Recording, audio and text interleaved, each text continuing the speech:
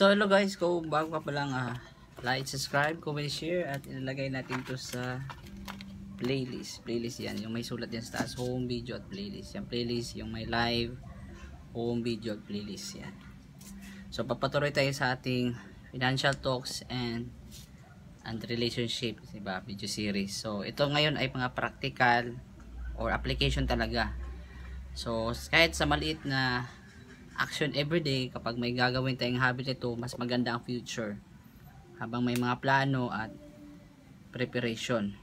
Okay, sa ating financial talks and money and financial talks, at saka yung relationship mamaya. So sa financial talks, ang importante po dito is mas marami yung income kaysa expenses. Yung yung expenses, yung gastos mo na lumalabas na pera sa iyo. Yung income, yung pera na tatanggap mo mula sa trabaho, business or negosyo or investment, yun ang tawag ng income. So importante na hindi man wala naman talagang taong malaki ang sweldo matagalan, at kahit mga 10 years old, 20 years old nito ngayon, kapag gagawin mo ito for 10 years, gaganda ang buhay mo. So sundin nyo lang to, panoorin nyo ang buong video. Okay, so systematic at practical tayo dito. So ngayon ay September 7, 2023, Huwebes, Biyernes bukas. So September 11, birthday ko na pala, mag 34 na ako. So hindi naman, ang age is just numbers. So hindi naman talaga diyan hanggang habang may bata pa tayo, may pag-asa. Wag natin yung kabataan natin mag-iisip ng discouragement sa school o sa relationship, kasi ang buhay hindi lang dyan nagtatapos. Marami pang bakbakan, marami pang problema. Bakit? May dahilan na may math tayo sa school, kasi may problem talagang buhay. Problem solver talaga tayo. So wag niyo hinayang na 10 years old na ako, 15 years old na ako, 20 years old ako, 20 years old, 30 years old na ako, wala pa rin akong pera, walang jowa. So wag nyo lang hihinayang. Importante is yung kaalaman at preparation at gagawin mo araw-araw, diba? Hindi man kailangan talaga. So kung maraming napapanik, makakasolve ba yung panic at takot mo sa buhay araw-araw? Hindi. Mas maganda yung inspired ka, isipin yung mga bagay na gusto mo, kahit matagal mo ito o madali, depende.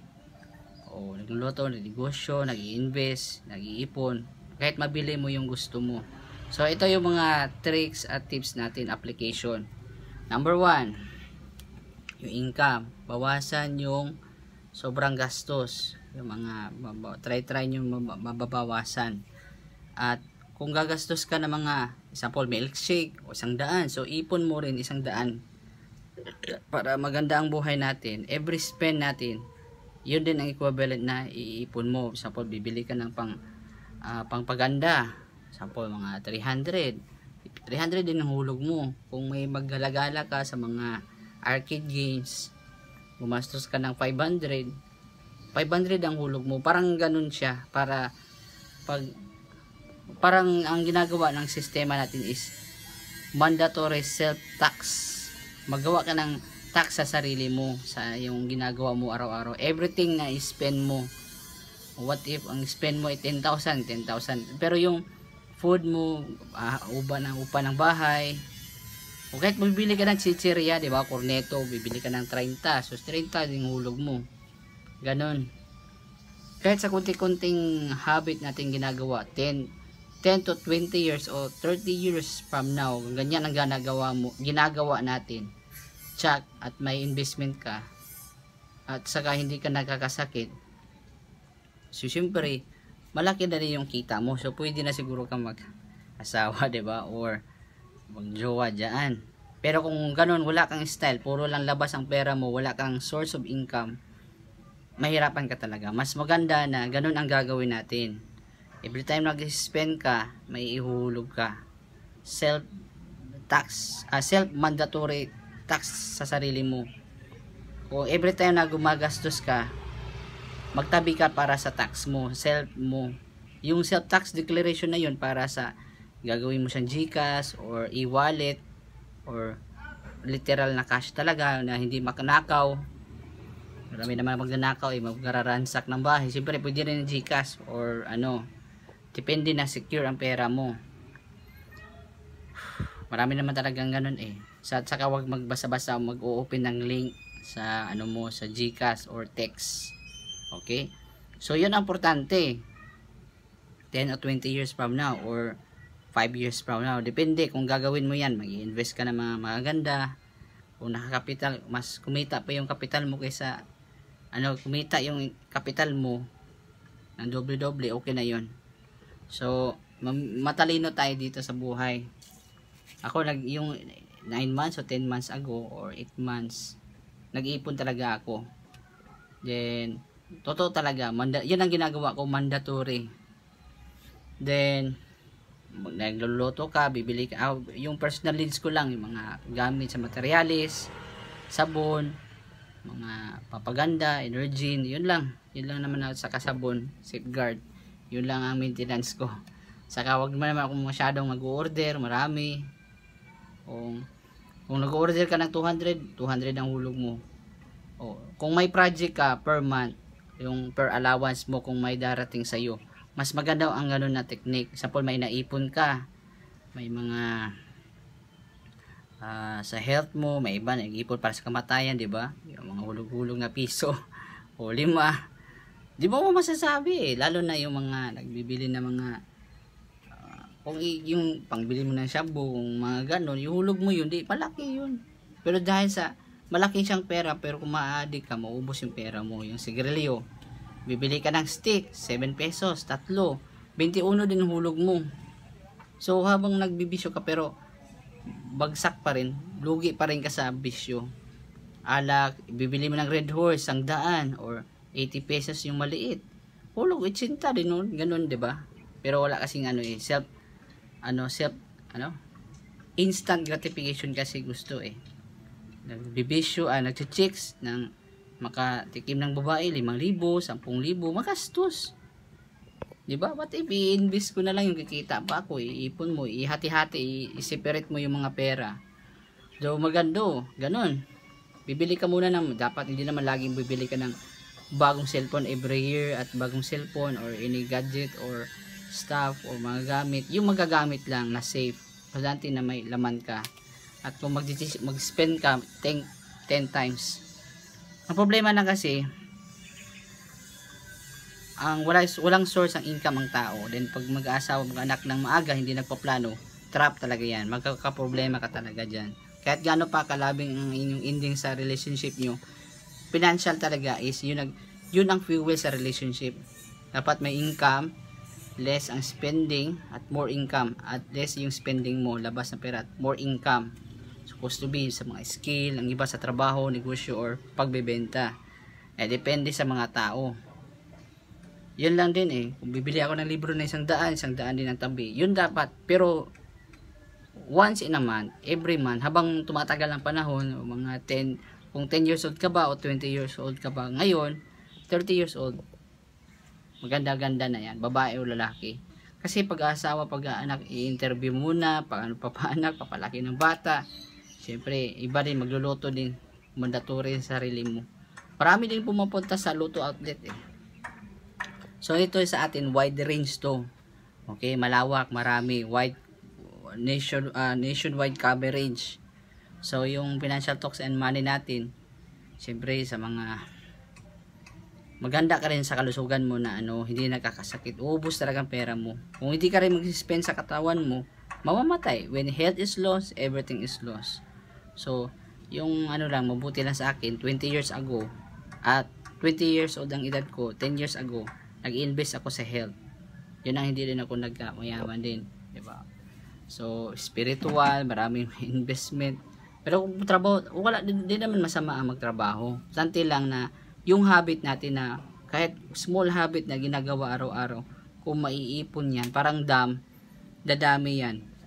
Siguro kung may mga opportunity, investment or business or pagkakitaan mo, siyempre may pagkakitaan ka compare sa wala. So meron talaga kang example 200,000 or 8M or depende sa pera mo 200k, hati mo ng 8, hati ng 8 4 times. So mga 40 yan. Siyempre hati-hati mo. Hindi mo dapat ibigla yung lahat ng pera mo. Then pagkatapos, kung may anak asawa ka, mahirap naman ngayon, nag-aasawa na ngayon. Maraming single ngayon. Kung mag-single ka, 20 years old, o wag mo masyado iubos lahat sa pera sa loto, mag-ipon, mag-invest, magplano sa future mo. Kasi saka wag mabigo sa relationship, kasi maraming excited pumasok sa relationship pero malaking problema talaga yan. Super big problem. So, medyo ang yung weather ngayon mainit na maulap. So yun ang masasabi ko sa inyo na practice everyday. Practice sa sinasabi ko kasi yun ang ginagawa ko last 10 months o 8 months. So try natin, totoo ba itong ipon? Hindi, pero totoo. Dumadami talaga siya, mabibigat talaga siya, dahan-dahan. Compare talaga sa wala. O loto lang yun, kung i-invest mo lahat ng loto sa, kung may taya ka, hulog rin, may bibili ka na pagkain, kunti-kunti, mga chicherya, ano na yun, mga sin tax na yun, kasalanan ng tax yun. Siyempre mag-aala ka, magbibisyo, siyempre hulugan mo na lang siguro. Huwag ka na lang magbisyo kung hindi ka afford. Kung magbibisyo ka, huwag na lang siguro mag-asawa kung magbibisyo ka. Kung magbibisyo ka, din may plano ka mag-asawa, medyo mahirapan ka talaga. Lalo na hindi ka nagbibuild ng skill, talagang hihirap ka at lalong kakain ng maraming kain, karne, makakasakit ka lang. Parang mahulog lang siya na trap. Oo. Matrap ka lang sa sariling gawa mo. Siyempre, walang skill, investment, walang ipon, tapos may bisyo pa, then kung may trabaho, hanggang doon lang, mahirap na ang trabaho ngayon. Then kung magpapasok pa sa pag-aasawa, disaster lang talaga ang may expect mo. Hindi naman tayo judgmental dyan, kahit gaano pa, kasi magbibisyo ka, doble ang gastos mo, doble. Magkasakit ka, wala kang ipon, pangatlo, wala ka talaga, is nothing talaga, wala ka talaga mapapala dyan.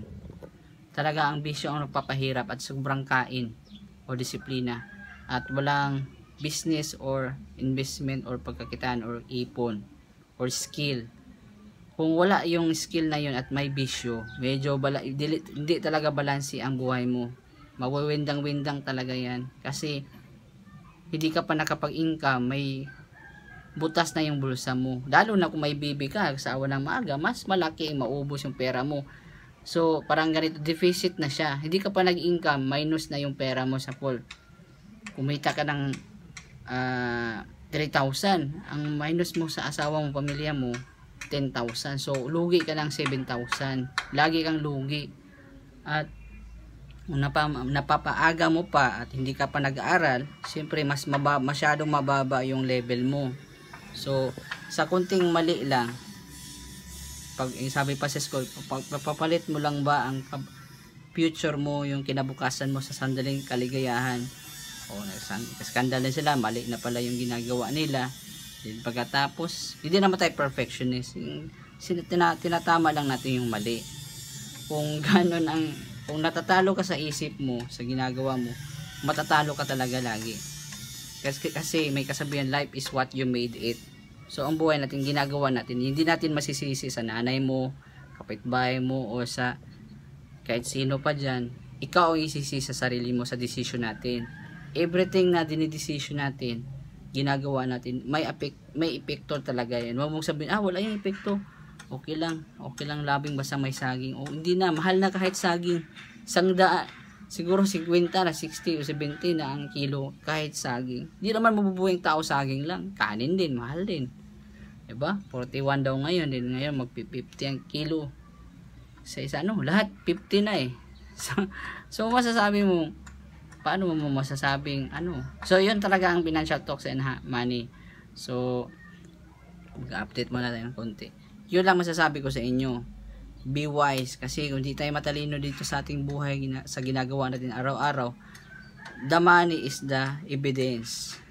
Pera talaga ebidensya. Kahit anong bla bla bla mo, wala kang libro at ebidensya, pera at kaalaman, mababaliwala lang lahat ng plano mo. Kung may bisyo ka, wala kang papatunay na may pagkikitaan ka at may bisyo ka, medyo mahirapan ka talaga. At lalo nang pag-aga na nauna ang pag skandal, pag sex na walang kasal, mas lalong mababa ang level mo. Hindi nakapagtapos ng school. Siyempre, bago mo na magligaya, magtrabaho muna para matry mo kung anong trabaho. Sabi mo, oy, wag mo na ako magdalos-dalos kasi isang mali lang ang sinasabi ko. Mapauna mo yung scandal na yan. Ako, butas na talagang bulsa mo. Deficit ka na. Biro mo, kumita ka ng 3,000, ang gastusin mo 10,000. So, lugi ka ng 7,000 or more than o 15,000 sa may buhay pamilya. Siyempre, kung wala kang pera, dun lalabas yung mga sakit, mga problema, mga away, at lalo pang wrong pa ang di ka pa marunong magbasa ng tao na matino. Siyempre, ang buhay mo, your life is a gift. Don't waste it.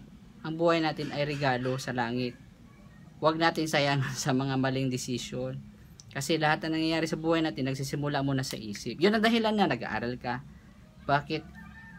Kasi huwag ka magpapadala sa mga nakikita mo sa paligid. Piliin natin anong tama at hindi, di ba? Wala namang gustong magpakamatay kasi alam natin mali, di ba?